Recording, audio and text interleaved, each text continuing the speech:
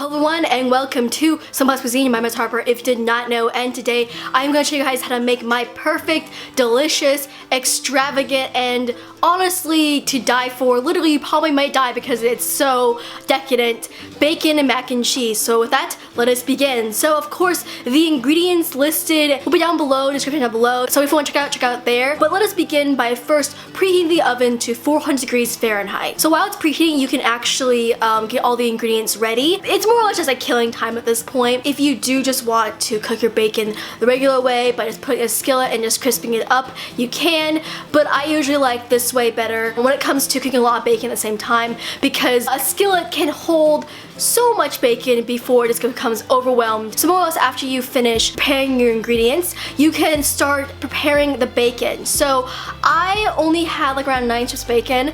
I know it's not a lot, but I used the other strips of bacon for different videos, so what can I say? But more or less, how much bacon you want to use is up to you, but you know, this is a bacon mac and cheese video, so try to have at least 5 strips. But more or less, we're gonna start actually preparing the bacon for the oven. So cut a sheet of tin foil a little bit longer than the actual pan that you're using. I usually do around like a couple of inches or so, not a lot, but still enough that when you actually fold it all together, it still can fill out the pan. So after that, you're going to fold the tin foil like, you know, back and forth, kind of into a fan. You're trying to make crevices for the bacon to stay on top of, so then the bacon grease can have an area to actually fall, so you know the bacon isn't swimming in grease, which is a problem when you cook your bacon in a skillet. You can use a actual tray, like, you know, a stand-up tray if you want to, but some people don't have that, so I'm just showing you this way. But if you have a tray, definitely use that, it's way easier. So after you're done folding up your tin foil, kind of fan it out a little bit and then fit it into the pan.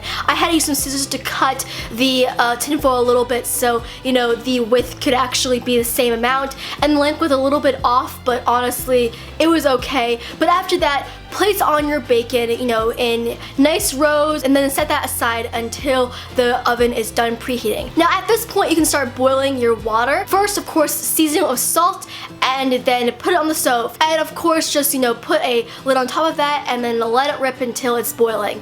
So at this point the oven should be done preheating, so place the pan of bacon into the oven and then cook for around 10 to 15 minutes. 10 minutes will give you slightly crispy bacon, which honestly I'm not a big fan of. I like really crispy bacon, which will happen when you get to around 15 minutes or so. When the timer does go off, take out the bacon and then flip it over to the other side and then place it back in the oven for 10 to 15 minutes, you know, depending on what you had chosen before. And then by then the water should be boiling, so just place in your macaroni and then cook a minute less than the box says. So usually it's around 8 minutes or so, so place it for 7 minutes or even 6, and then it's more or less a waiting game. The noodles will probably be done first, so drain the cooked macaroni in a colander and then just like let that sit while you start heating up a skillet for your cheese sauce. Now for me, this cheese sauce, it's not really, you could say, thin, it's thick and incredibly decadent, which I really like.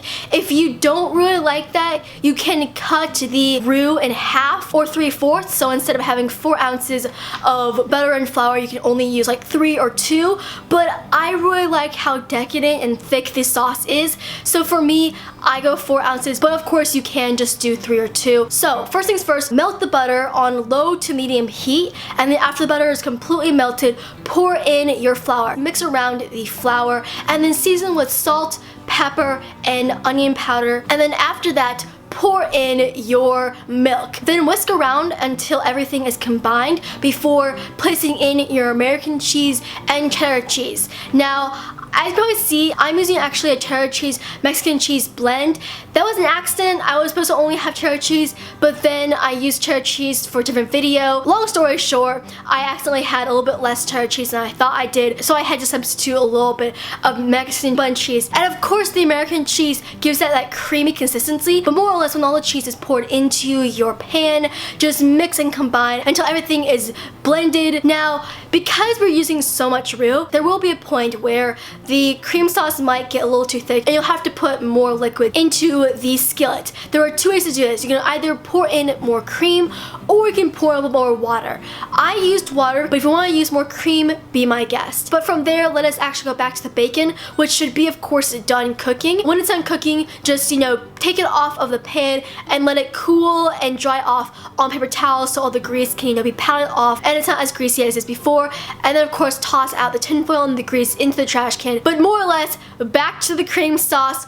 Pour in your macaroni into the cream sauce and you finally have your macaroni and cheese. Of course, mix it all around, season to taste if you need to, and then finally, last but certainly not least, cut up your bacon into bacon bits and then toss out your macaroni and cheese, mix it all together, and there you go. There is your decadent, amazing, extravagant bacon macaroni and cheese. This is an absolutely amazing dish and it is my favorite go-to dish for a cheat day. But with that being said, that is the end of the video. So of course, if you do cook I like, if you want to see more for a watch, just subscribe. I hope you guys have an amazing day. I will see you guys next time, and as usual, goodbye.